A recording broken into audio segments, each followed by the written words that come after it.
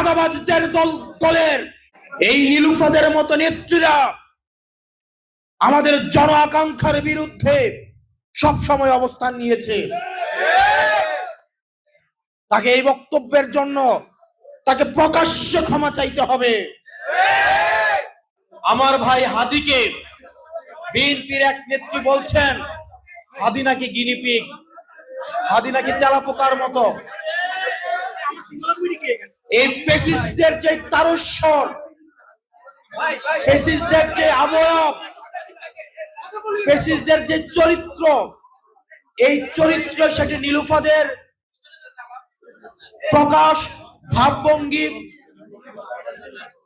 বিএনপির এই নেত্রীদের ভাবভঙ্গিতে এখন ফুটে উঠছে। হাদি নাকি গিনিপিগ, হাদি ভাই নাকি তেলাপোকা। আপনাদের গত 17 বছর এই ধরনের আমরা দেখলাম হাদি ভাইয়ের জানাজায় মানুষের স্বতঃস্ফূর্ত অংশগ্রহণ। বাংলাদেশের বিভিন্ন প্রান্ত থেকে মানুষ স্বতঃস্ফূর্ত ভাবে হাদি ভাইয়ের জানাজায় অংশগ্রহণ করেছে।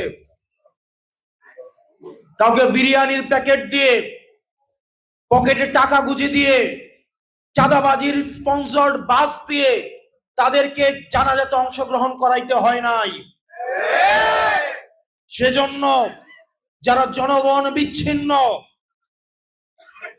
যারা হাদি ভাইয়ের নামটা পর্যন্ত উচ্চারণ করতে পারে না, ইনকিলাব মঞ্চের নামটা পর্যন্ত উচ্চারণ করতে পারে না, যারা জানে না হাদি ভাইয়ের সাথে এই জাঞ্জির সম্পৃক্ততা এই বাংলাদেশের ভবিষ্যৎ পুনর্গঠনে হাদি ভাইয়ের চিন্তা মনস্তত্ত্ব কতটা প্রতিফলিত হয়, যারা এই জিনিসটা ধরতে পারে না তাদের কাছে হাদি ভাইকে গিনিপিগি মনে হবে। দুর্নীতিগ্রস্ত চাঁদাবাজদের দলের এই নীলুফাদের মতো নেত্রীরা আমাদের জন আকাঙ্ক্ষার বিরুদ্ধে সব সময় অবস্থান নিয়েছে। তাকে এই বক্তব্যের জন্য তাকে প্রকাশ্যে ক্ষমা চাইতে হবে।